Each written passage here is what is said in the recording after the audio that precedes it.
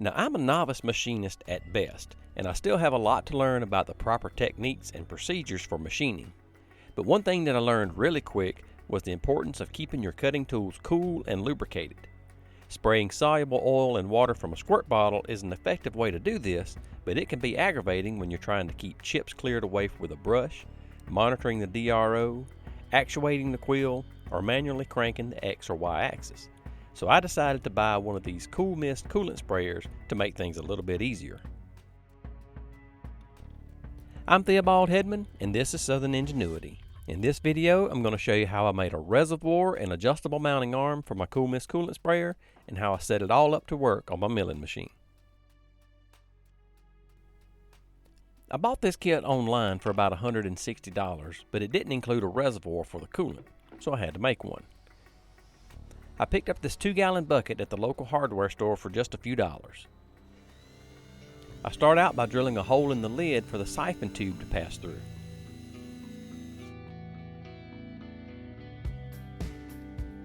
A rubber grommet helps keep a good seal around the tube to prevent chips or critters from getting inside.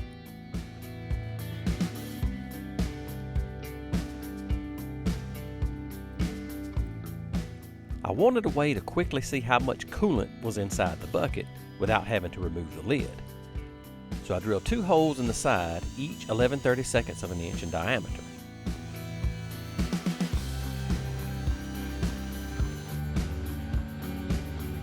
This vinyl tubing will act as a sight glass for monitoring the level of the coolant. The outside diameter of the tubing is 3/8 of an inch, which is slightly larger than the holes. This creates a watertight seal when the tubing is inserted.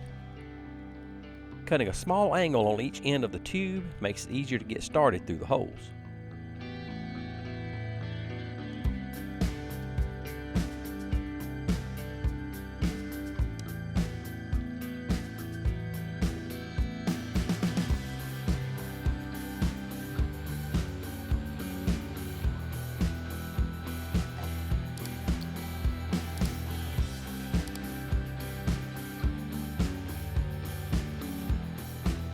This reinforcement rib at the top of the bucket is a good place to drill some ventilation holes.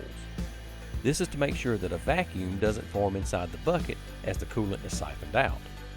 The holes are 1/16 of an inch in diameter and will provide adequate ventilation while preventing most small bugs or spiders from finding their way inside. Next, I insert the siphon tube through the grommet. I had to remove the check valve from the tube so that it would fit through. Then I heated the end of the tube and reinserted the check valve. The coolant directions call for 4 ounces of concentrate to 1 gallon of water, but I read on several online forums that with this ratio, some people were getting light surface rust on the machine, and they recommended using 6 ounces per gallon. So that's what I did, and so far it seems to work. In the second part of this video, I'm going to be making an adjustable mounting arm for the valve block assembly. The siphon tube runs through 2 eye bolts extending from the column of the milling machine. A dedicated air regulator supplies compressed air to the valve body. This quarter-turn ball valve makes it easy to quickly turn the air supply on or off. The coolant mister makes use of the Venturi effect. This happens when the compressed air flows through the nozzle at the end of the flex tubing.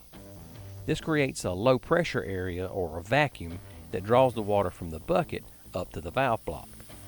The water then mixes with the compressed air at the end of the nozzle and is sprayed out in aerosol form.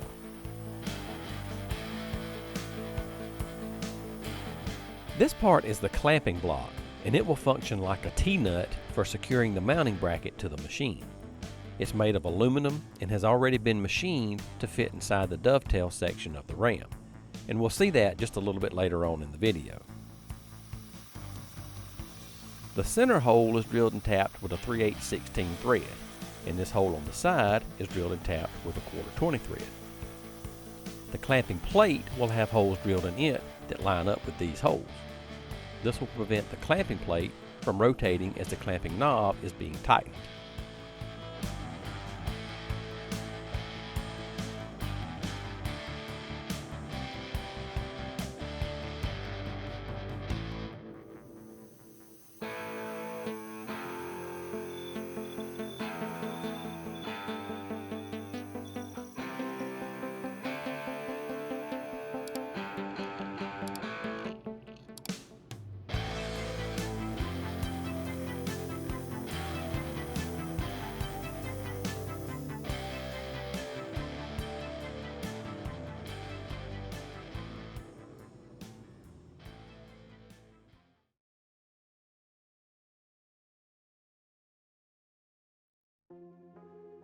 These two pieces of flat bar are 1/4 of an inch thick and a little more than an inch wide. They will become the adjustable arms for the mounting bracket.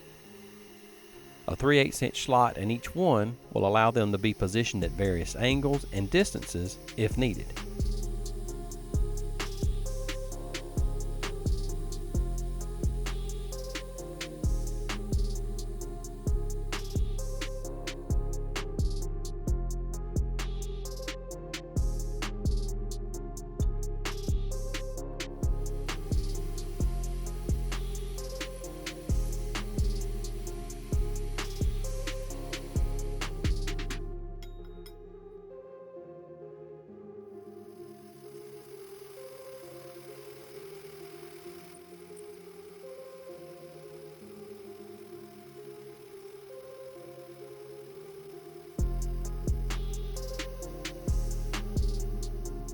The reason I decided to go through all this trouble to make a mounting arm is because the magnetic mounting base that came with the unit didn't stick to my machine very well. Now that's not to say that the magnetic base is poor quality, it's just that the curved surfaces and thick paint on the head of my machine made it difficult to attach the base securely. It would sometimes fall off if I tried to adjust the nozzle for a better angle, or if I accidentally bumped it while working. This mounting arm provides a more rigid support and more options for positioning the nozzle. It allows for adjustment left and right, front to back, and up and down. It also allows me to quickly position the unit out of the way when it's not needed.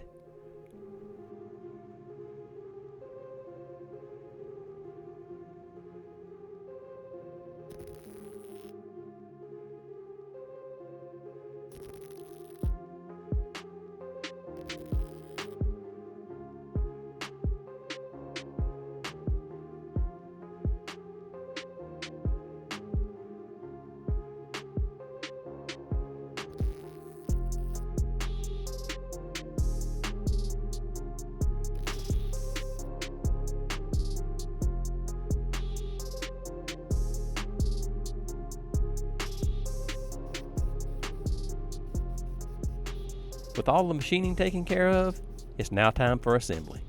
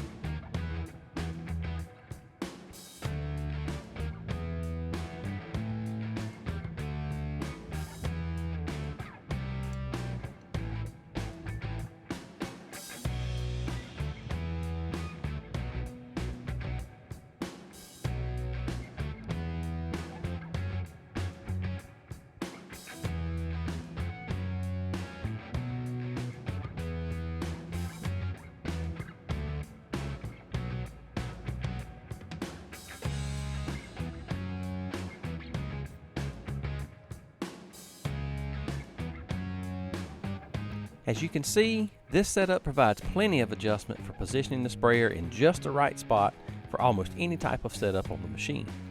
It's lightweight, rigid, easily adjustable, and provides a convenient way to store the unit out of the way when not needed.